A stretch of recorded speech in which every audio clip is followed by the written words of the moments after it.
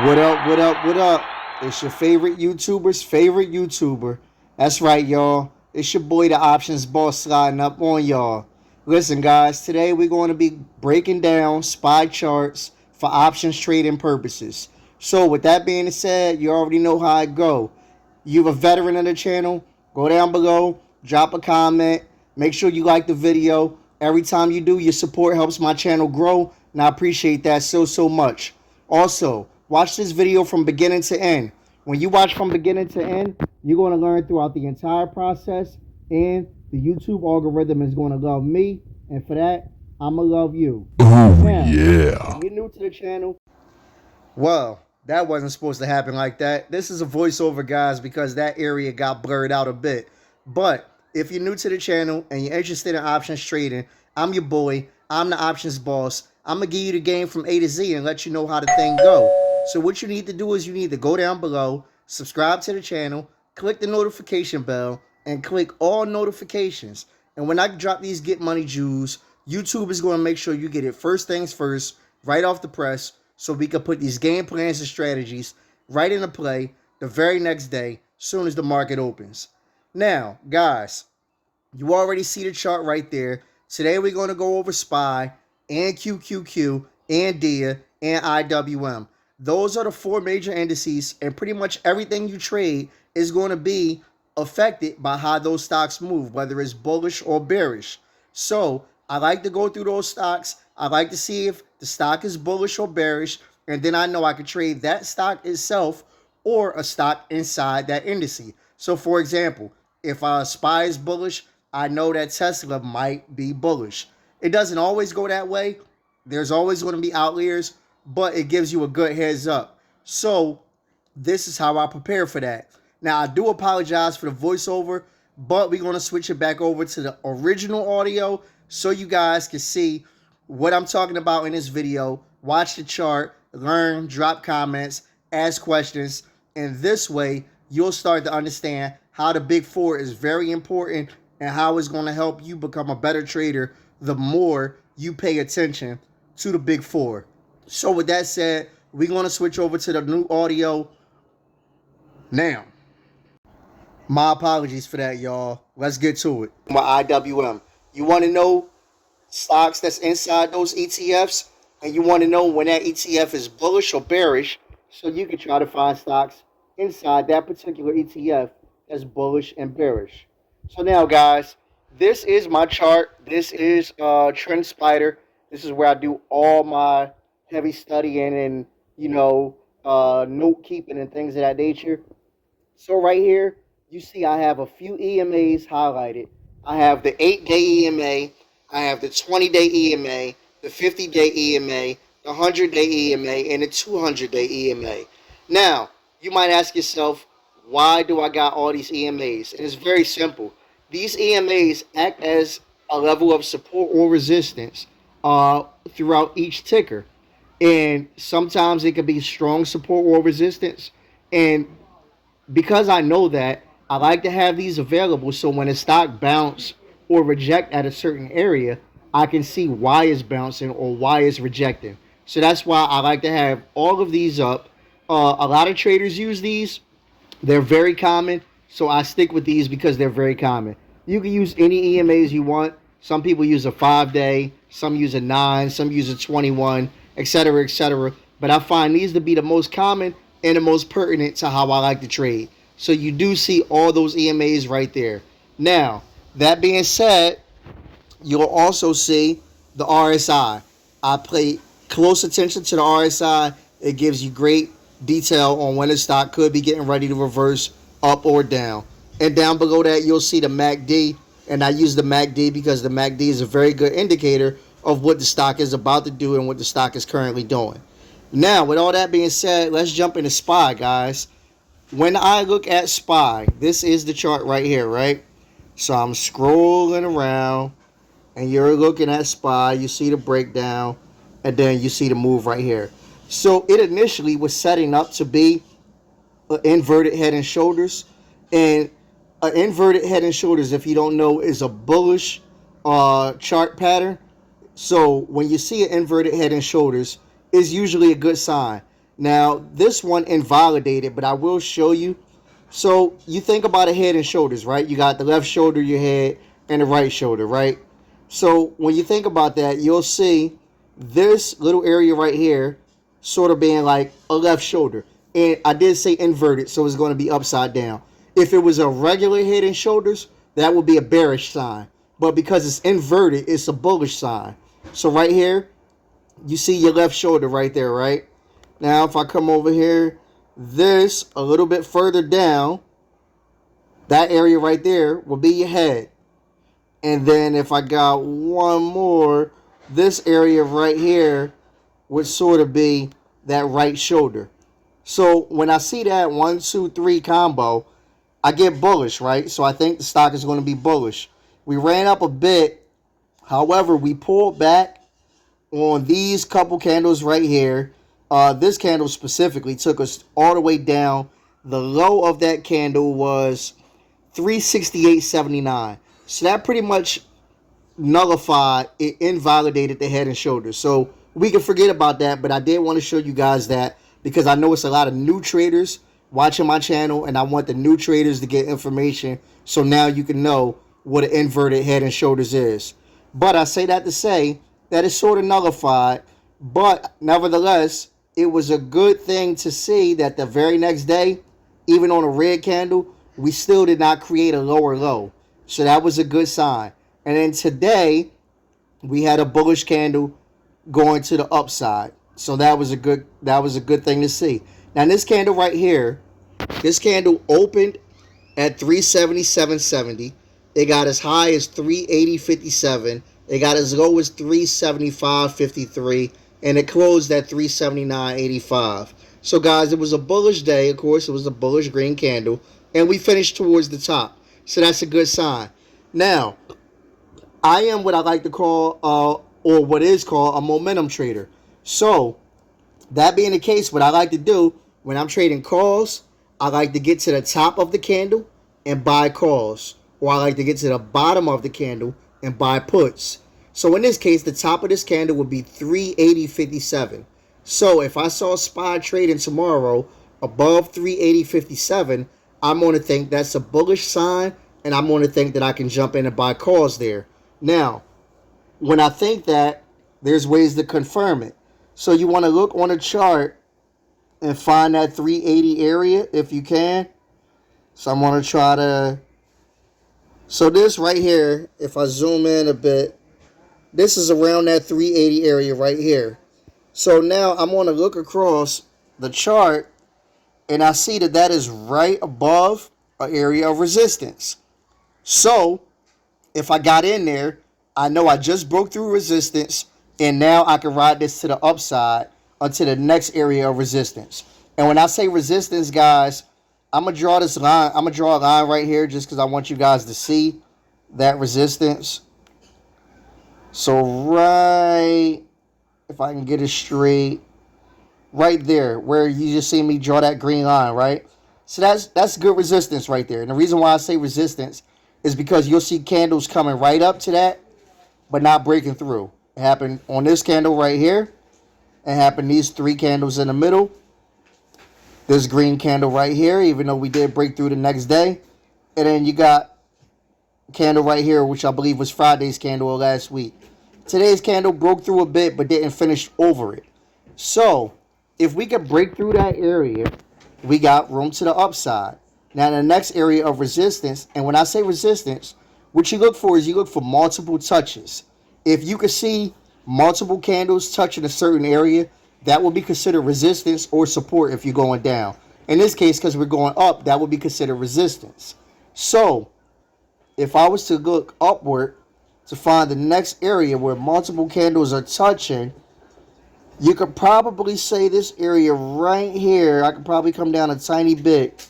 This area right here where I'm at now, you got multiple candles touching, and that looks like it's around 386. So, hypothetically, if I got in SPY calls tomorrow, let's say I got in SPY calls at 381, I feel like I could ride this up to 386 before there's any real resistance, which would cause me to get out and close my positions. So now that I know that, I know SPY above 380.57, I could get calls and I could stay in those calls, hopefully, until SPY hit 385. Now, of course, 386. Now, of course, the market is tricky, and sometimes a stock will reverse without it being resistance there. So you got to be willing to take profit if you see a reversal happening.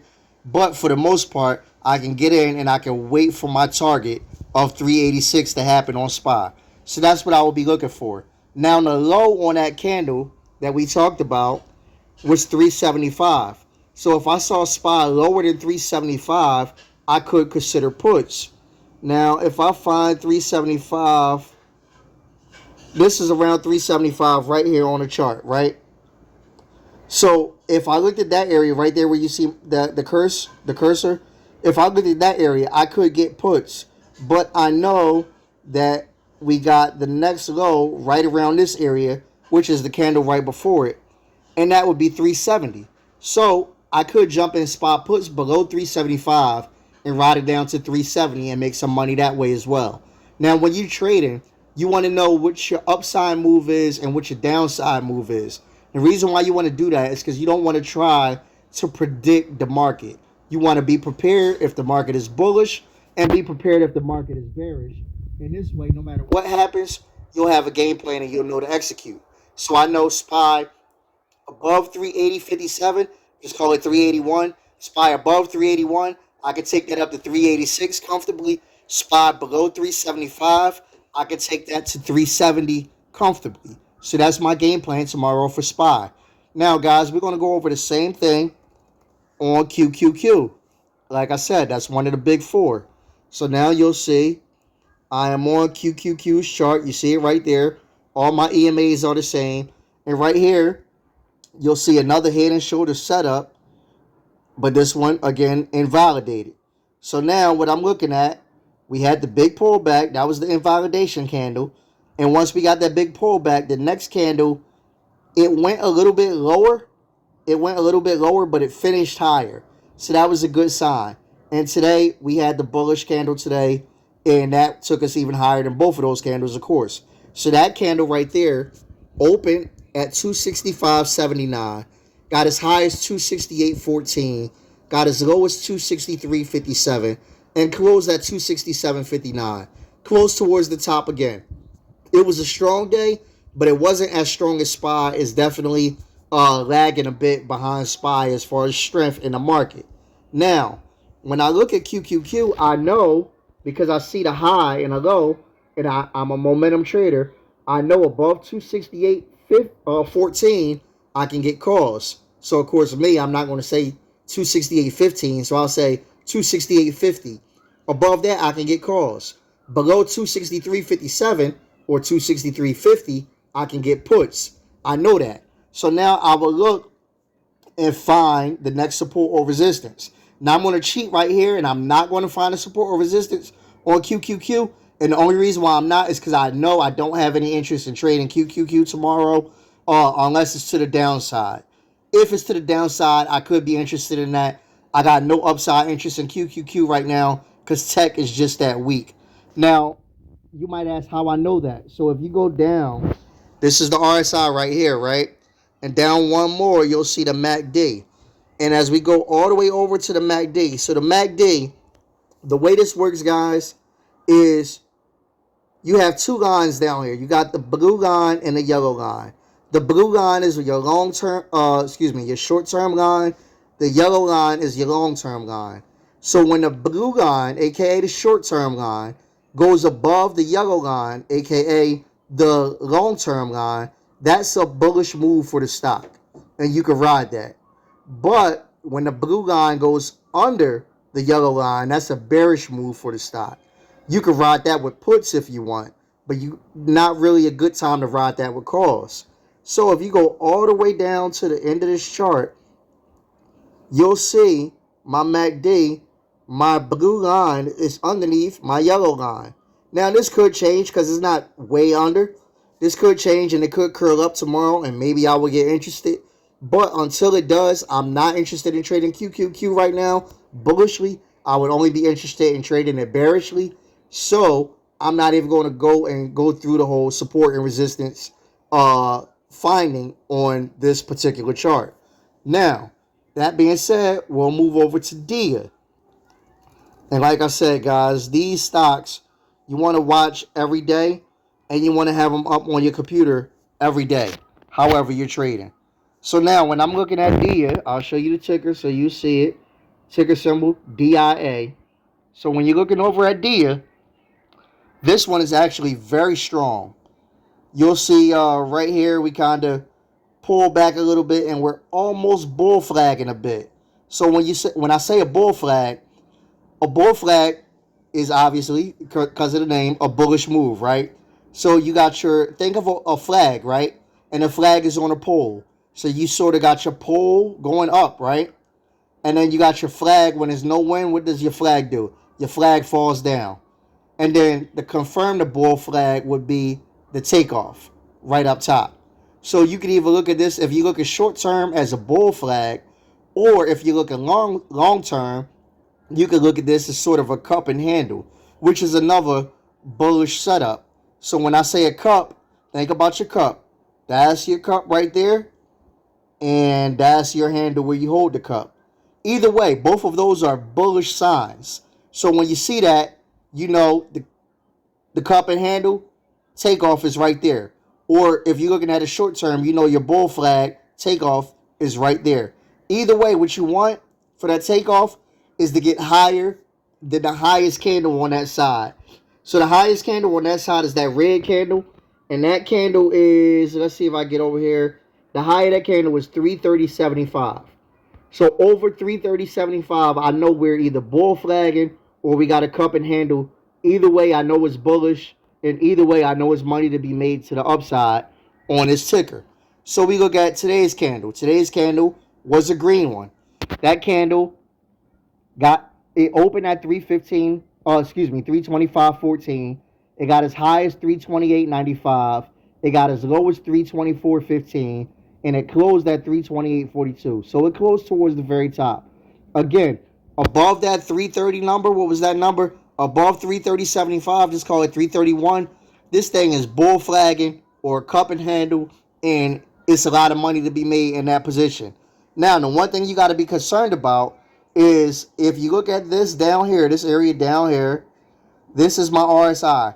My RSI right now is at 65.93. So that's getting hot right there. The RSI typically goes between 30 and 70, guys. When it gets towards 70, that means that the stock is overbought, and that means that a reversal is going to happen. It doesn't mean it's going to happen imminently, but it's going to happen.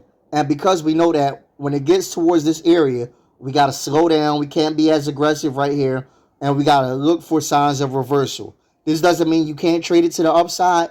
It just means don't be overly aggressive on this stock. Don't take 25 contracts on this stock with the RSI at 65. That's what I'm telling you.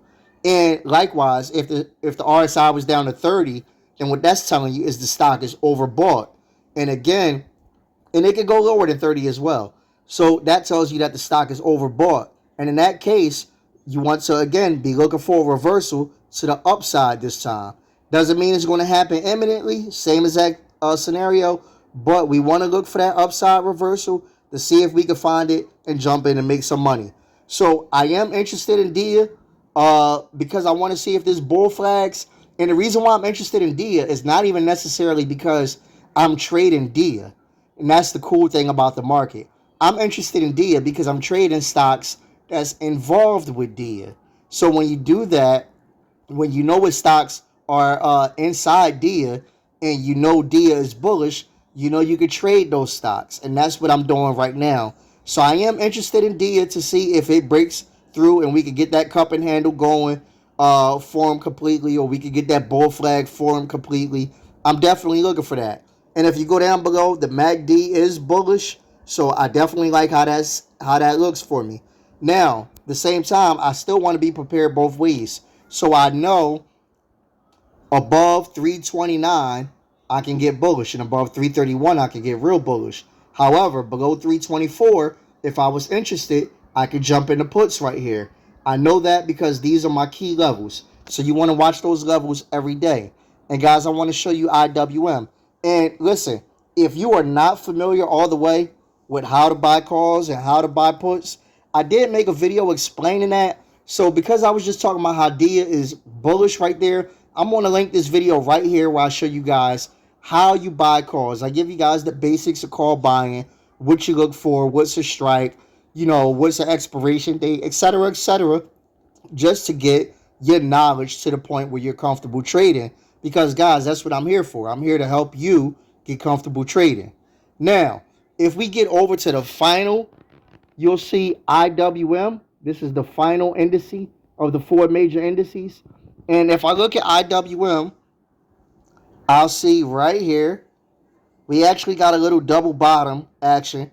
And when I say double bottom, it is exactly what it sounds like. And again, that's a bullish setup. So you get your bottom right here. You come up a little bit. And then you retest that same exact bottom. And then you come up again. So that's your double bottom right there. It hasn't fully taken off yet. But it could be a nice sign that things could be strong here. So I see that, but I'm watching and waiting.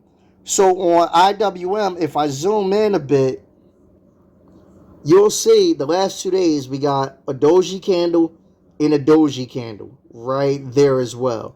So the last 2 days are dojis. When I see dojis, I'm not really much interested in trading because it basically tells us that the stock itself is indecisive. The bulls don't know if they want to be bulls or the bears don't know if they want to be bears. I don't want to trade that. So I'm not even going to look for my high and my low on IWM. I'm just going to watch it tomorrow and see how it moves to see if the bulls want to take over or if the bears want to take over so I can react accordingly. But guys, those 4 stocks are stocks that I want you to go through and watch every day. And while you at it, make note of those 4 stocks. I also want you to get down in the comments section and click on my link to join the options Discord. I got the options Discord. You can ask me questions. You could join the premium Discord, make some money with the boss, learn with the boss. We can all eat together. Guys, you can always be a boss with the options boss. You already know I'm a holler when I holler.